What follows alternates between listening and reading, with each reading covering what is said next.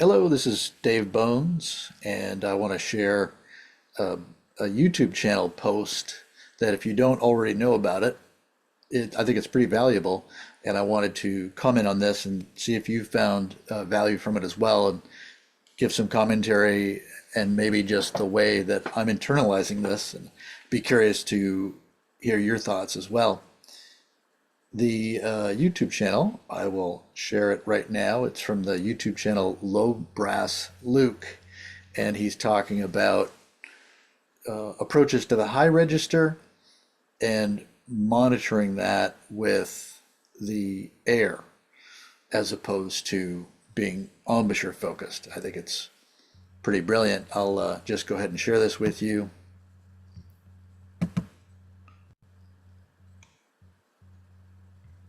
And this will get to sort of the heart of it here in a second, if we can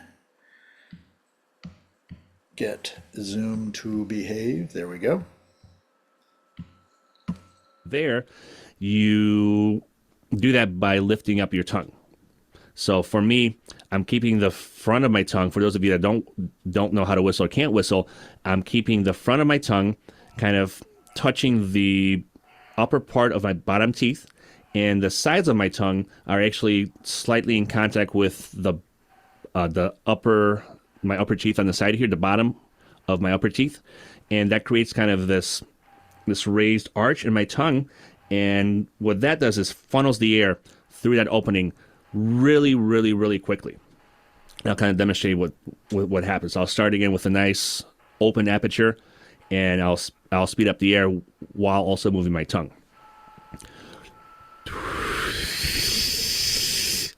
So you can hear, hopefully you can hear it. It almost sounds like more of a hiss, but that's because the air is moving much, much faster than it was before.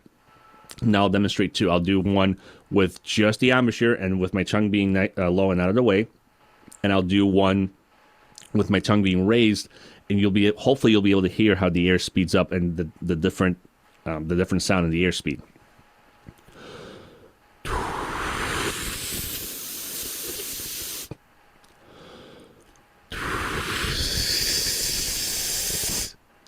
What's also happening that second time is there's a lot more air coming out. Because the air is moving so much faster, it's being funneled in, a lot of the resistance is gone. So the air just empties out much quicker, and I'm also using much, much less muscle when I'm doing it.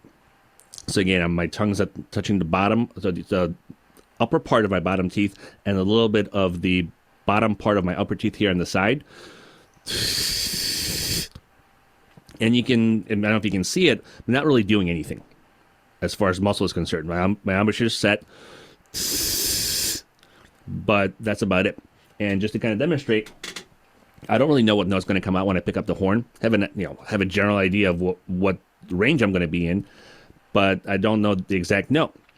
But I'm also not going to be doing a lot. I'm just going to start the air, and I'm going to bring the mouthpiece up, bring the horn up, and kind of see what happens.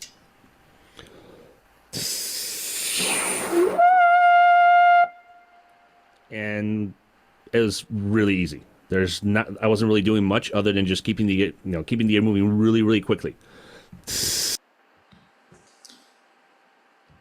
So again, I think it's a wonderful concept, and I'm going to try a little bit of it myself, and I have some commentary on that.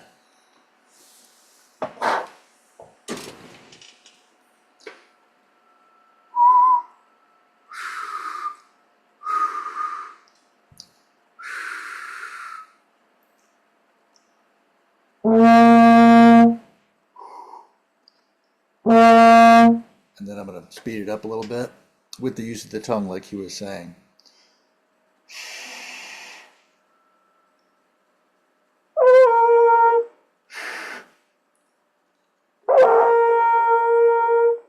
And then a little faster.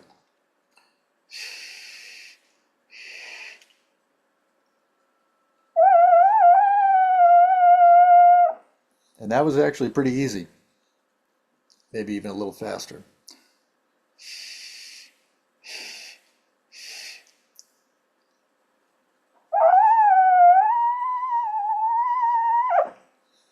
So anyway, you can get up a little higher. And now I'm going to slow it down. I want to see if this also works as we get lower,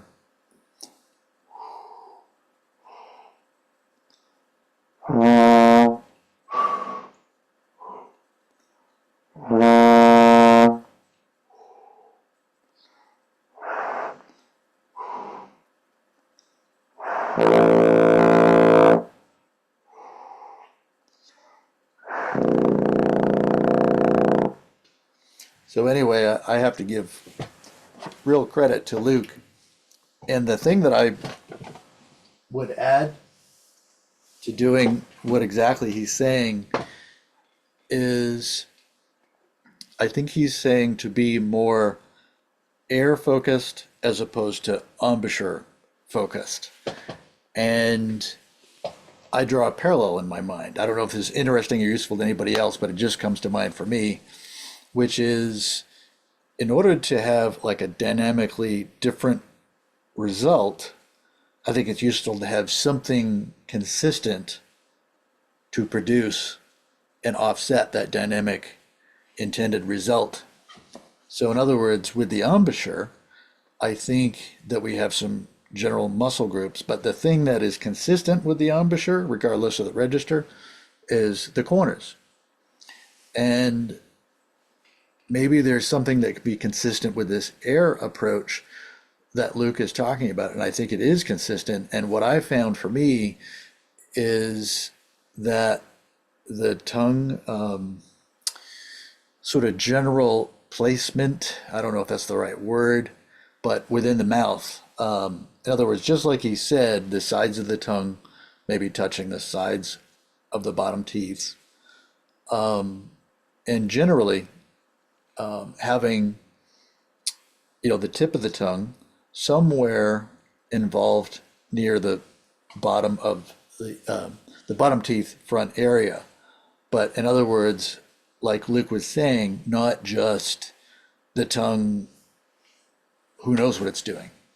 So I'm not trying to slow down and speed up the air at my source, for my abdominals, monitoring that way. But in fact, this airspeed aspect, doing it like he says earlier in the video, and I would strongly encourage to watch his whole video. I think he says it better than I am right now. I'm just coming at it from a praise approach as well as something that helps it to work for me, which is like when you're whistling.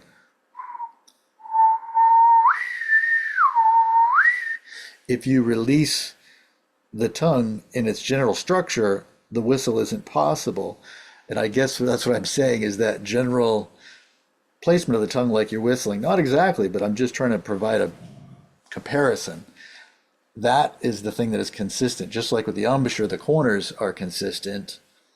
With this air approach, perhaps this general tongue placement, which, of course, dynamically changes depending on the air that you want, can be the consistent factor.